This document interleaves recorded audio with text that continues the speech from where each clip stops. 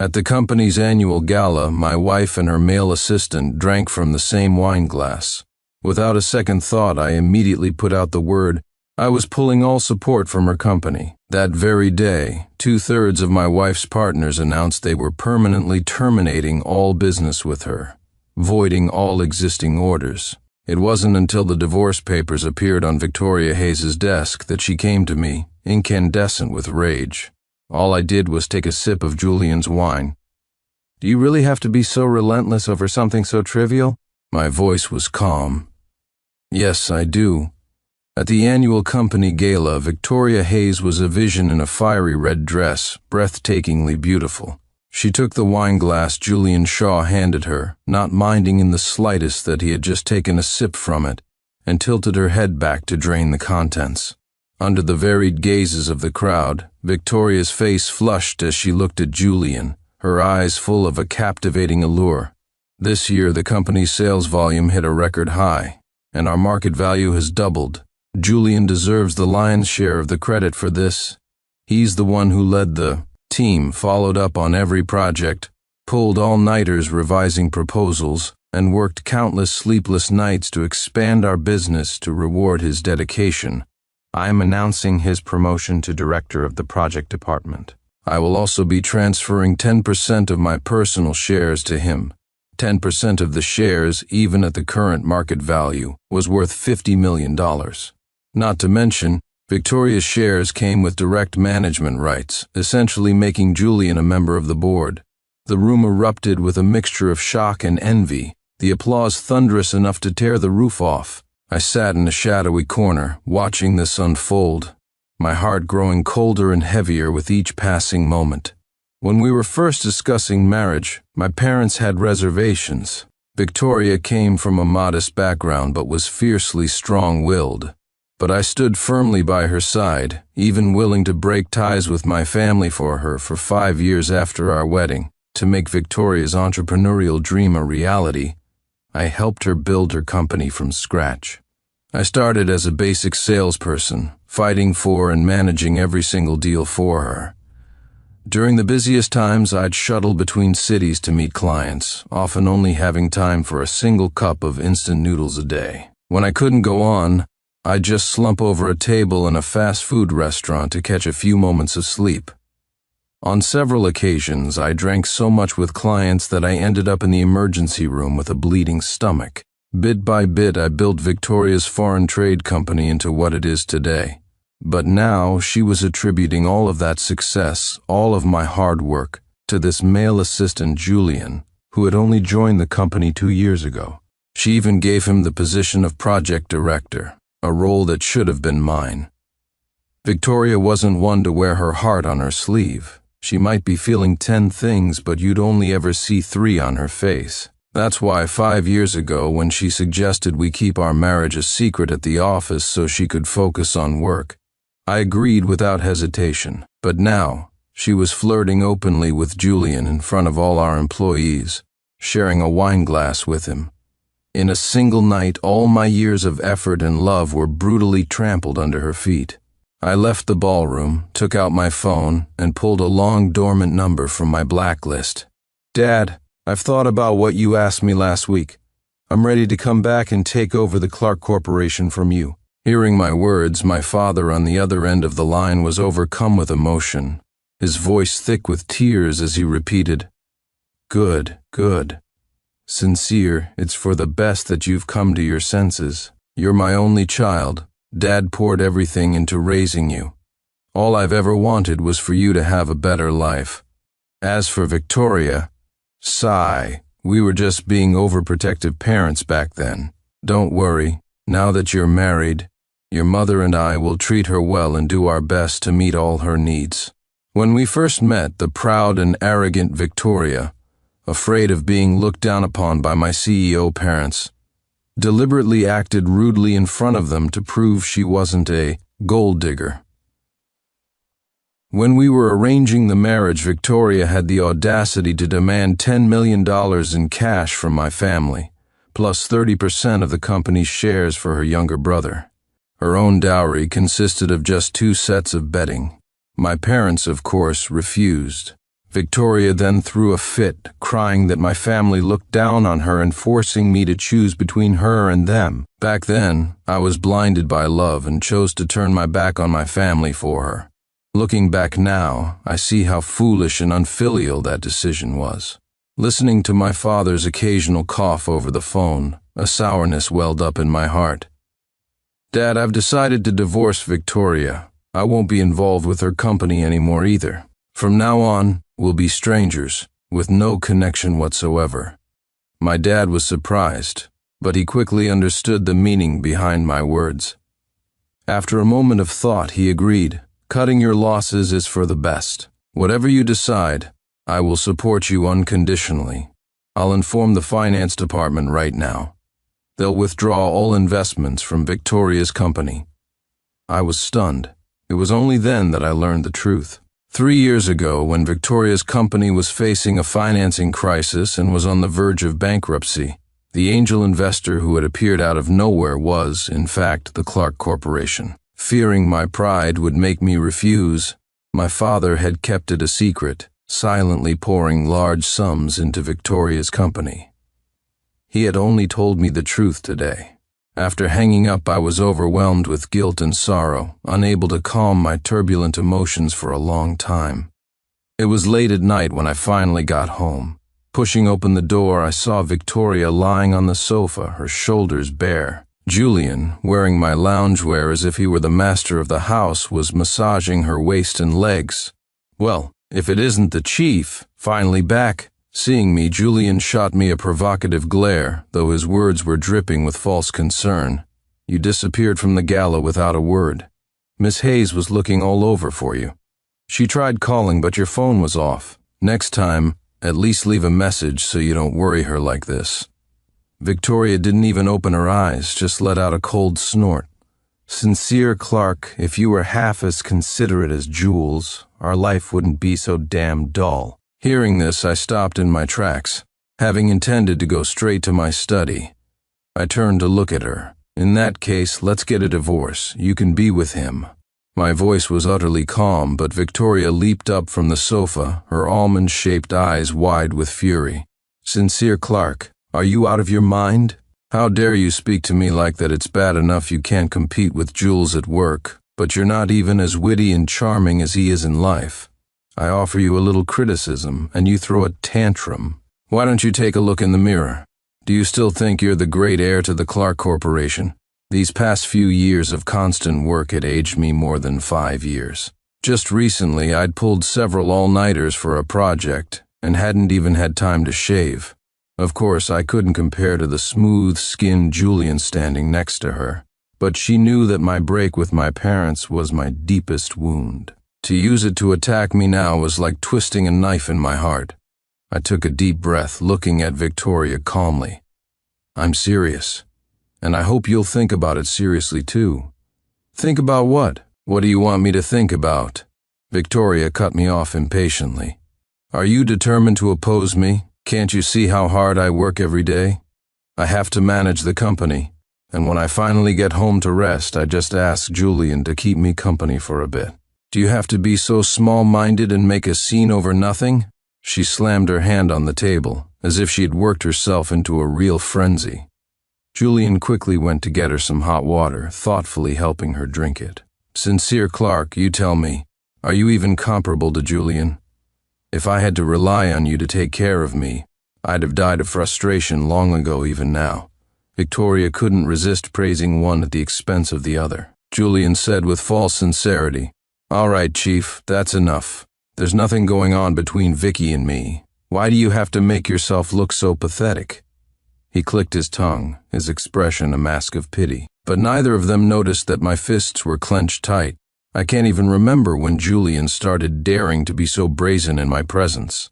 Was it the day he went from being a security guard at the gate to becoming Victoria's assistant, or was it the first time Victoria brought him to my home? What are you just standing there for? Go make some hangover soup. Victoria continued to yell at me. How many times do I have to tell you that Jules is allergic to alcohol? I'm begging you, Chief. This is the only thing you're good for. Can't you at least try to make yourself useful? She rested her forehead in her hand, as if I truly were the useless-kept man she described. But over the years, besides my wholehearted dedication, this company had also been propped up by the full financial backing of the Clark Corporation. What right did she, Victoria Hayes, have to criticize me? As I stood there lost in thought, Julian suddenly spoke up.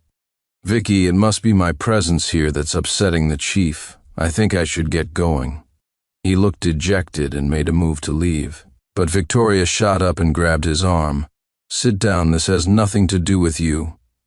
Victoria snorted coldly and then glared at me. "Today, I'm going to teach Sincere Clark a lesson about his arrogant, insufferable attitude from an angle Victoria couldn't see." Julian shot me a defiant smirk, and then he gave me the middle finger. "Chief, I know I have my flaws, but you'll just have to put up with it for now. Who told you to be disobedient and make Vicky angry?" He sat back down and continued to massage Victoria's shoulders. After witnessing all this, a sudden sense of release washed over me. People change. The Victoria who once made me willing to abandon everything, to bet my entire future on being with her, had long vanished from my memory. "Regarding the divorce, I'll have my lawyer contact you to handle the details." Giving Victoria one last look, I turned and walked away. Through the reflection in the glass of the door, I thought I saw a flicker of astonishment on her face. "Sincere Clark, if you dare walk out that door, don't ever come back." Slam, I answered her threat with the resounding sound of the closing door. I thought I would toss and turn all night, but as it turned out, it was the most peaceful night's sleep I'd had in years. No worrying about the company, no caring about Victoria, and certainly no need to be on guard against Julian. I finally knew what it felt like to live for myself. The next morning, I was awakened by a barrage of phone calls. "Sincere, get to the office. Quick, Director Shaw says he's inspecting our work today and is specifically auditing your team's projects." The call was from a project manager in another group. I frowned. This Julian Shaw really thought he was something, a mere security guard, thinking a title made him a real director.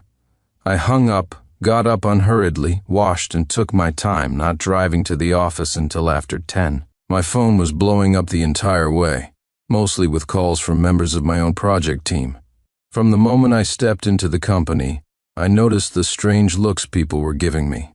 Look at him, still acting all high and mighty. He won't be so smug when Director Shaw settles the score with him, forget it. He's on his way out anyway. He probably doesn't even know he's a general with no army left. Serves him right for stealing credit. Good thing Director Shaw is smart and planted a mole on his team ahead of time. The surrounding whispers left me completely bewildered. I quickened my pace to my office, only to find that the world had turned upside down. Julian had a cigarette dangling from his lips, with several bottles of expensive liquor on the table beside him. My second in command, a deputy manager of the project team, was leading a group of subordinates, lining up to toast Julian and pledge their loyalty. "Director Shaw, it's all thanks to your brilliant and decisive leadership that we were able to stand out in the company's external partnerships on behalf of the entire project. Team, I salute you. I'll drink to that. You just have a sip." The deputy manager downed a glass of liquor, and the people behind him quickly followed suit. No one noticed me until Julian called my name. Well, Manager Clark, you finally decided to grace us with your presence?"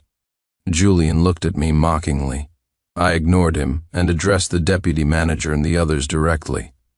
"Who gave you permission to drink during work hours? Don't you have your own jobs to do?"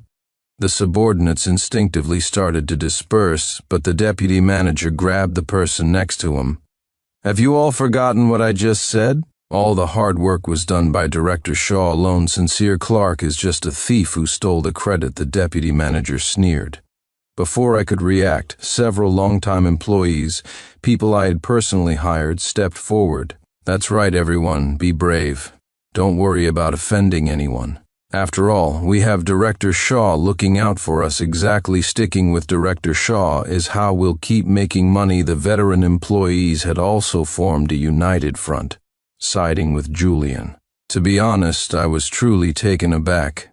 In my memory, Julian was just a poor kid who had knelt before me, thanking me for giving him a job as a security guard. When I first met him, he was an unemployed drifter. One day he helped a company guard catch a creep who was stalking a female employee. He had pleaded with me then, begging for a job as a guard. I took pity on him and agreed, never imagining that I was nursing a snake in the grass that would one day bite me. "Manager Clark, it seems you've come at a bad time, haven't you?" Julian watched me with a grin. I gave him a cool glance. "You don't actually believe that just by saying you deserve the credit it magically becomes yours, do you?" My face was impassive. Julian sneered. "Why don't you try and see?" He continued his provocation, completely unafraid. His ignorance made me laugh. "Forget it. I was planning to resign anyway. The only reason I came here was to see if anyone was willing to follow me to a new opportunity." I looked at the colleagues with whom I had once strived and fought. They knew better than anyone how much effort and sweat I had poured into this company. But some of them chose to go against their conscience and side with Julian, which left me deeply disappointed. "Sincere Clark, I show you respect because you're a company elder, but you dare to poach my staff right in front of me. I see you have no regard for rules whatsoever." Julian slammed the table, looking utterly self-important. I glanced at him and said flatly, "What are you afraid of? Don't you have a silver tongue? All you have to do is open your mouth and contracts will come flocking to you. Why would you worry about me poaching anyone? That's a separate issue. My ability is my ability, but your poaching is disrespectful to the company and to Miss Hayes. I will absolutely not tolerate this kind of parasitic behavior from you." Julian spoke with righteous indignation. The deputy manager immediately started clapping, cheering him on enthusiastically. After a moment's hesitation, most of the others joined in with applause and cheers. I looked at them and shook my head. "If anyone wants to join me for a new opportunity, you can contact me any time." With that, I went back to my desk to pack my things. I didn't want any more trouble, but it was clear Julian wasn't going to let me go. "Sincere Clark, have I been too easy on you? Can't you see why I'm here today?" Julian came up to me, his hand gripping my shoulder. "I'll give you one last chance. Apologize to me properly and promise that from now on, my name will be listed as the head of all projects. If you do that, I'll allow you to continue as project manager." He had a look of pure arrogance on his face. Seeing him so self-assured, thinking he had me in his grasp, I just gave a contemptuous smile. And here I thought you genuinely didn't know whose accomplishments they really were.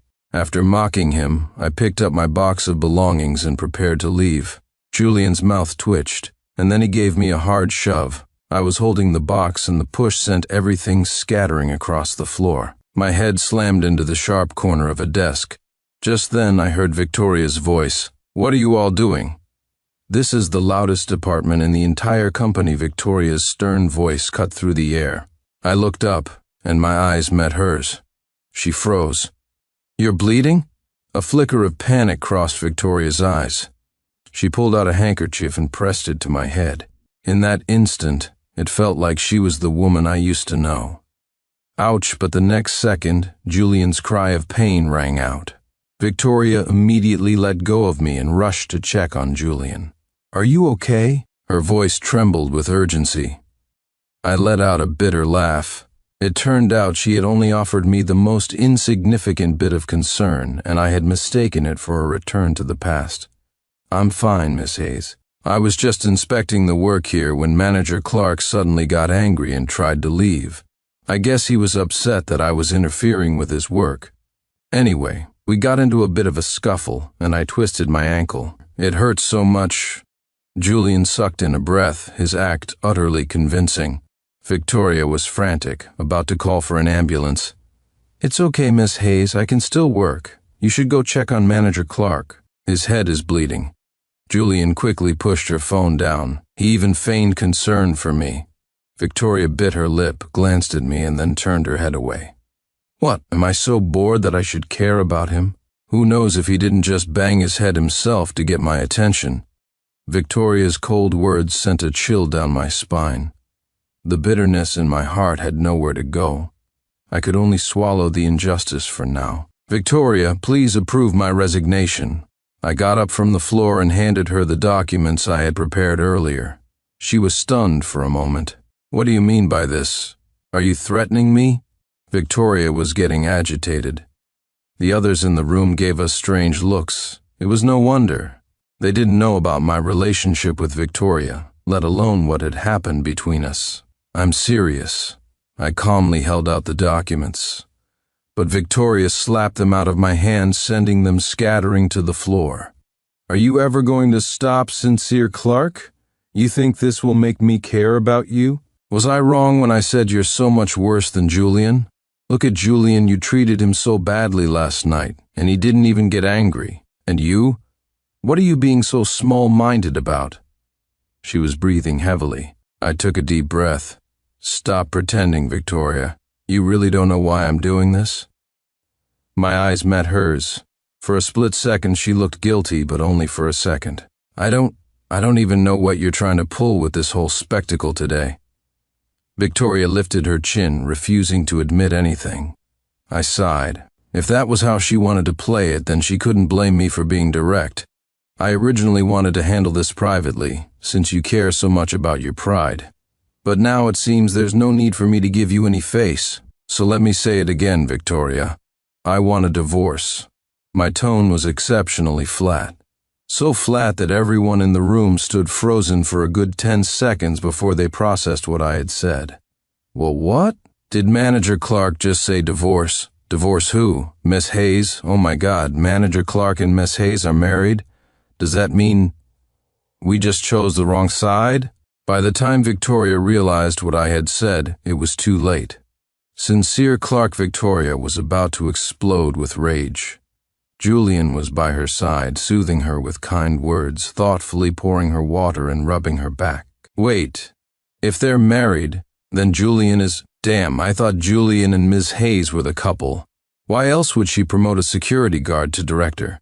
I was waiting for them to make it official, and now you're telling me Miss Hayes is already married, and her husband is Manager Clark." The expressions on everyone's faces grew strange. Victoria's face darkened further. She shoved Julian away and glared at me. "You're doing this on purpose to embarrass me and Julian, aren't you?" Her eyes were filled with resentment. I just found her ridiculous. "So you do know your actions are shameful. I thought you were going to play dumb forever," Victoria gritted her teeth. "Cut the crap and sign the papers. Wouldn't you be happier with your considerate and charming Julian?" I stared directly into her eyes. "Sincere Clark, are you really going to be this ruthless?" Victoria's voice dropped. "You know I care about my pride." With so many people watching, I might actually agree. She bit her lip, warning me again in a hushed tone. I don't know if she thought she could still manipulate me like she used to, but I had already made things crystal clear. Sign it now before I spell this out for the entire company. The resignation form, the divorce agreement. Please sign them both clearly. I placed both documents on the table. Victoria stared at me, hesitating, debating whether to sign. Julian's eyes darted around. Then he pointed at me and yelled, "Who do you think you are, threatening Miss Hayes? If it wasn't for Miss Hayes giving you a chance, do you think you'd be where you are today? A kept man living off Miss Hayes, and now you dare to disrespect her? If I were her, I'd kick you to the curb without a second thought." He spoke up for Victoria with righteous fury. But Victoria's expression was somewhat dazed. Would she really do that? I couldn't ask for more. I shrugged. Julian continued to fan the flames. "Miss Hayes, we can't let him look down on us. Besides, there are so many subordinates here. What he's doing is clearly a deliberate attempt to make it impossible for you to lead the team in the future. We can't fall into his trap. We have to be strong." His words only made Victoria more flustered. In the end, Victoria agreed to sign. "Sincere Clark, don't you come crying back to me." Victoria shot me a fierce glare. I don't know if it was my imagination, but her eyes seemed to hold more sorrow than anger. I collected the 2 documents. "I'd be grateful if you just stayed out of my life." With that, I walked out. After getting my head wound bandaged at the hospital, I returned to the home I hadn't set foot in for years. My parents knew I was coming and had prepared a banquet to welcome me back. The moment my mother saw me, she couldn't hold back her tears and hugged me tightly. For all these years, I had only sent her a happy holidays message on special occasions. But only I knew how much I longed to eat a meal cooked by my mom again, to chat with my parents again. Now those longings were no longer just fantasies. It's good you're back. It's good you're back. My father was also in tears. He had more wrinkles and white hair than he did a few years ago, which filled me with even more guilt. At the same time, I made a silent vow. Everything I had lost because of Victoria, I would get back, twice over. Meanwhile, Victoria had been in a foul mood all day. To be precise, it had started last night. Don't be angry, Miss Hayes. You still have me, right? Julian was cheerfully massaging her back and legs. But right now, Victoria just found him to be in the way. What good are you? You don't really think I made you a director because you're actually better than Sincere Clark, do you? Victoria uncrossed her legs, her eyes cold. The smile on Julian's face froze instantly. Of course not. I remember our agreement. I'm just a distraction for your boring life. How would I dare compare myself to Mr. Clark? Julian gave a sheepish laugh. Victoria bit her lip, finally saying impatiently, "Get out. Find something to do. What's the point of you always following me around?" This time, Julian's expression grew even more awkward. "Right. I'll go then." After he left, Victoria began to wonder if she had made a mistake. Initially, she had only brought Julian in as her assistant to add a little spice to her dull life. She never expected that he would do better and better, even helping the company close several major deals. At the gala, she had had too much to drink, and that's why she had decided to let Julian replace Sincere. Knock knock, a frantic knocking at the door interrupted her thoughts. She impatiently told the person to come in. "This is bad. Miss Hayes, our biggest investor, just pulled out, and 8 of our 10 upstream suppliers have terminated their contracts, the deals we closed. Last month are due for delivery soon, but we have no way to get the goods now. At most, we can stall for a week. After that, we'll have to pay a penalty of 3 times the value of the goods." It was her new assistant, his face a mask of anxiety as he delivered the report. Victoria was completely stunned. Who was handling the investor? And who was in contact with the suppliers? Get them to find a way to stall. She knew better than anyone how dangerous this situation was. Time was short. It was impossible for her to find alternative companies to fulfill the orders. Even if she could, the cost would be astronomical. And if she couldn't, the penalties would bankrupt her completely. The investor said, "He'll only speak with Mr. Clark. Now that Mr. Clark is gone, he will absolutely not invest in the company again." The assistant's voice grew quieter and quieter. Victoria was in shock. What about the suppliers? I can borrow money. Go contact them, try to keep them on board. For now, she hastily put on her jacket, ready to call a meeting. But her assistant's next words made her freeze again. Those suppliers also said they only work with Mr. Clark. They only listen to Mr. Clark. Victoria felt a wave of dizziness. It took her a long moment to steady herself. Then have the project heads communicate with our partners. Ask them for an extension.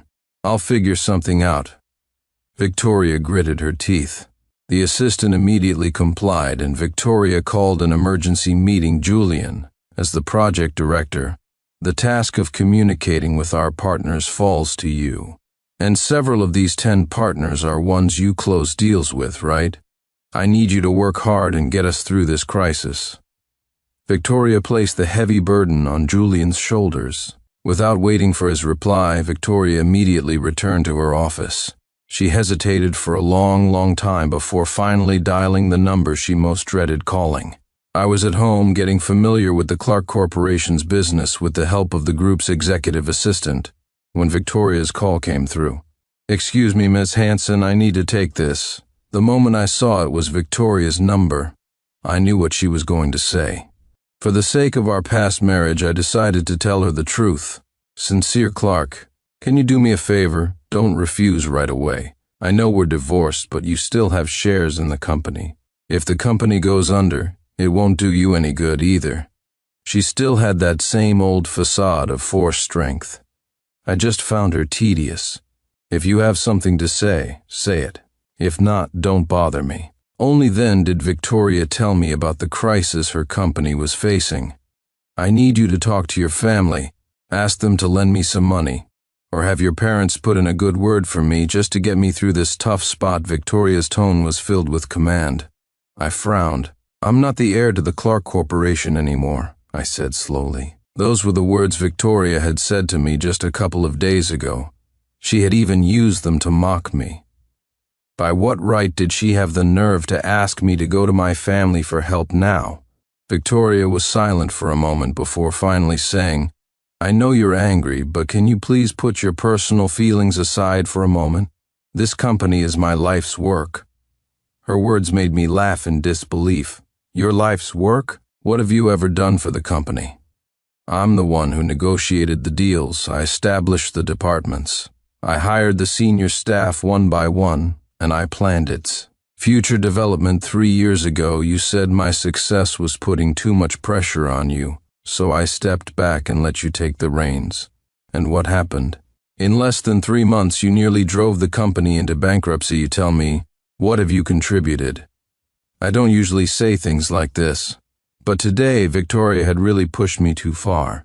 After the company was brought back from the brink, I worked my ass off to find new partners, set up new project teams, and open up bigger markets, all to get the company back on track. And what did you do? You gave all my credit to a useless piece of trash who used to be a security guard. Now that the company is failing again, you suddenly remember me? Where were you before?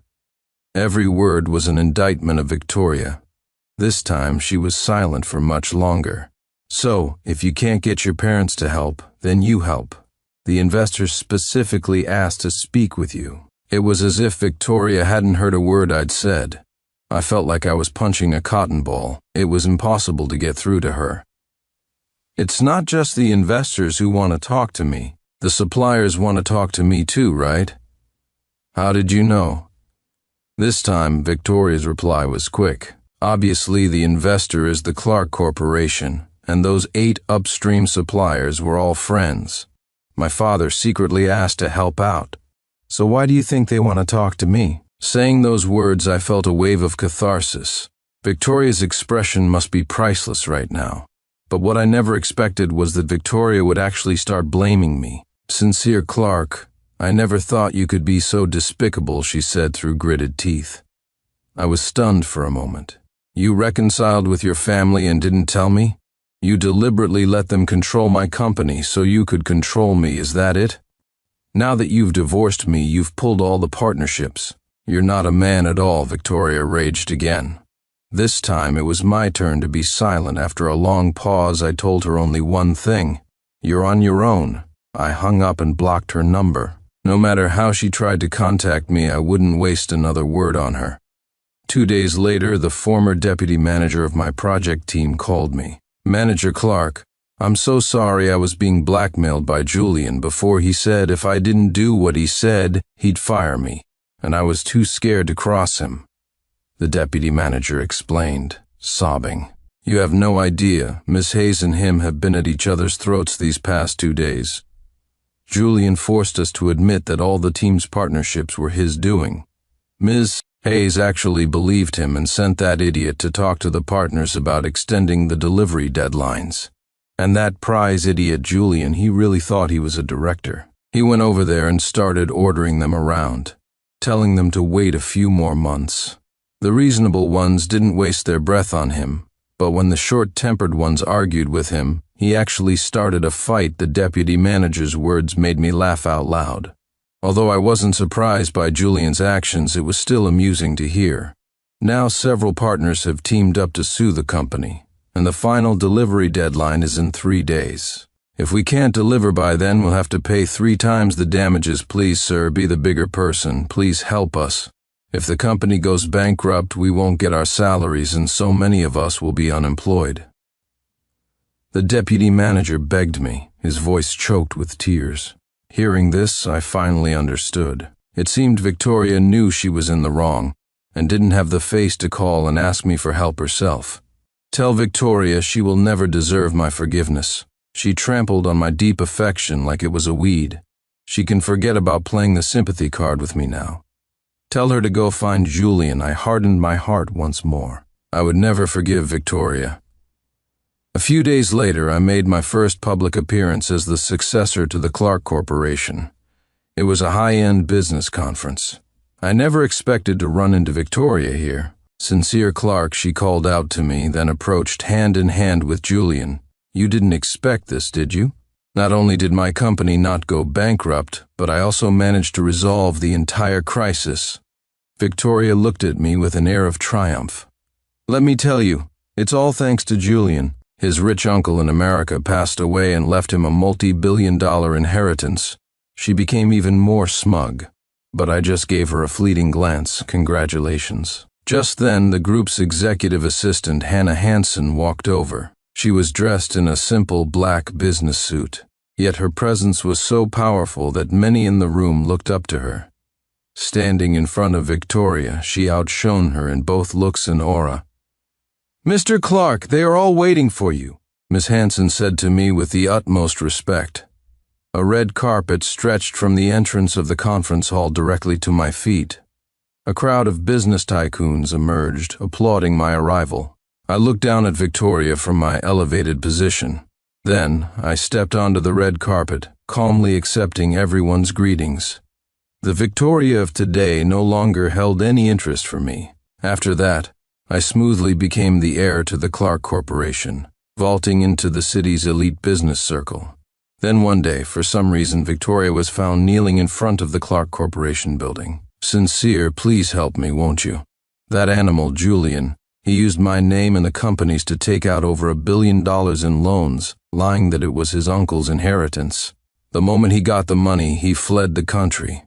Now everyone is after me for the money. I'm at my wit's end. I really know I was wrong. I shouldn't have been so stubborn, so obsessed with my pride. I truly regret not cherishing you, Victoria cried and wailed. I wasn't surprised. The only thing that would have surprised me was if Julian actually had any real ability. Mr. Clark, what are your instructions? Miss Hansen asked for my opinion. I just waved my hand dismissively. She has nothing to do with me. I have no reason to care whether she lives or dies. Victoria was eventually driven away. The next time I heard news of her, she had died on a dirty mattress under an overpass. In her hand, she clutched a letter. It was a love letter I had once written to her. On the back, she had scrawled, "I'm sorry," over and over again. I had the love letter and her body sent to be cremated together. Her silent regret, I felt it. But it was all too late. 6 months later, my people found Julian abroad. But he was living a life worse than death. After fleeing the country, he had been scammed out of all the money by his old cronies and eventually trafficked into a brothel. In half a year, he had contracted more than a dozen diseases, yet he was still forced to service clients every day. Learning of his miserable fate, I could only think that what goes around comes around. He was the one who drove Victoria to her death, but in the end, he would atone for his sins against her. I hope that in their next lives, they can learn to be decent human beings. The End L58 Knock R7W